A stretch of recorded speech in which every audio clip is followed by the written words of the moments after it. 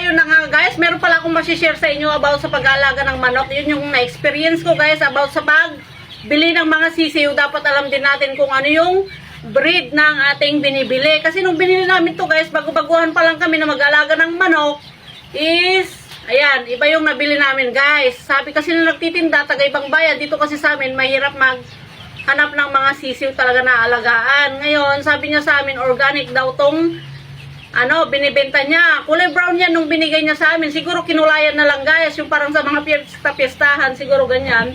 Ngayon, nagtanong kami sa mga marunong sa manok, then sabi naman nila is RTL daw to, then may nahalo. Tsaka may dalawang panabong na nahalo guys. Kaya kapag bibili tayo ng manok, dapat alam talaga natin kung ano yung mga breed nila. Para alam din natin kung ano yung mga dapat ipakain sa kanila sa mga vitamins. Yun yung masishare ko ngayon guys about sa pagbili ng sisiw. Dapat magpasama